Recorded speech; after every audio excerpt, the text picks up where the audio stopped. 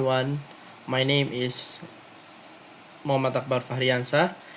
You can call me Fahri, and I'm from class A. Okay, this video for the course Introduction Tourism lecture by Mr. Fitri Kurniawan. So the title of my video is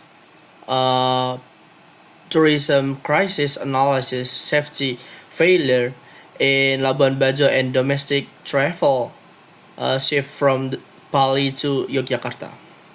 On December 28, 2025, the tourist boat Putri Sakinah sank in the waters of the Selat Pulau Padar, Labuan Bajo. Of the 11 people on board, 4 were declared missing, including a coach of Spanish football club Valencia. This was not an isolated accident. Data shows that over the past 2 years, more 50 incidents involving tourist boats have occurred in this area. This tragedy about our maritime safety. Almost simultaneously, a unique phenomenon occurred in the domestic market. During the Christmas and New Year holidays, Bali experienced a decline of around 2% in domestic tourist visits. In contrast, Yogyakarta was flooded with an extraordinary surge in visitors. This direct causes was a viral narrative on social media about bad weather in Bali. This event shows how fragile tourist visitation patterns are to unmanaged information. What are the root causes of these two cases? Let's delve deeper. First, of the Labuan Bajo tragedy, beyond the extreme weather factor, there were 3 systematic failures. First, weak oversight and law enforcement, which allowed unseaworthy vessels to operate.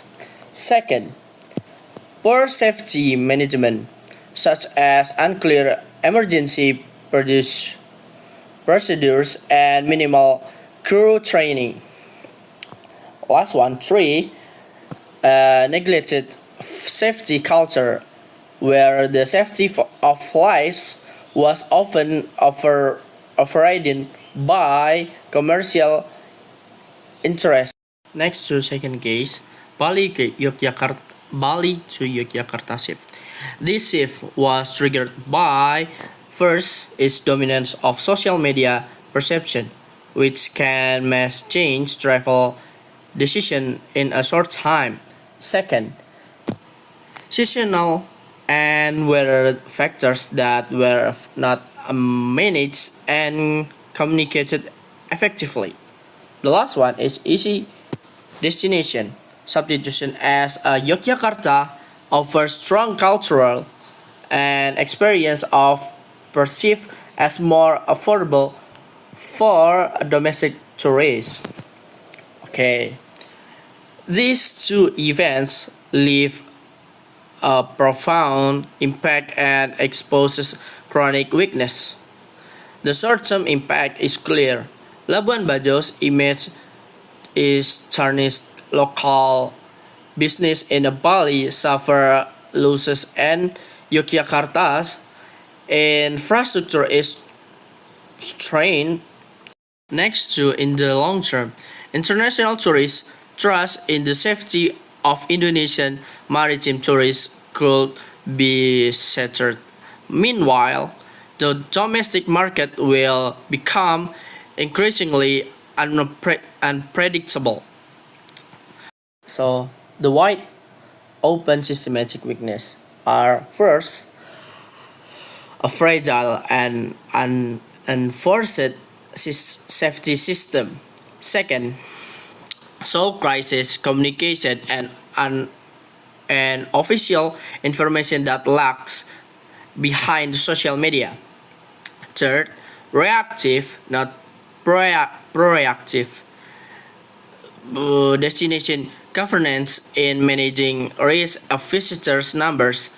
Fourth, a lack of mature strategy build the resilience of each destination against shocks, whether disaster or market trend change. So how we fix this? We need solution at three level.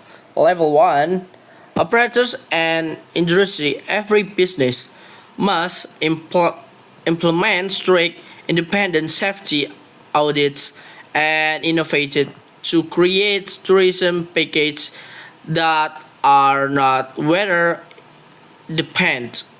Level 2, destination authorities. Local governments must establish and integrate destination command center that monitors weather, safety, and capacity in real time and launch active, trusted official information campaigns. Level 3, national governments.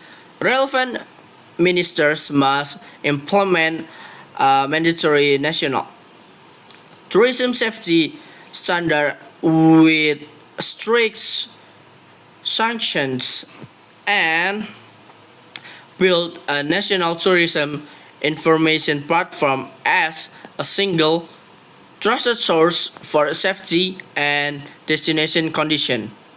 So for the conclusion, these two cases are expensive lessons.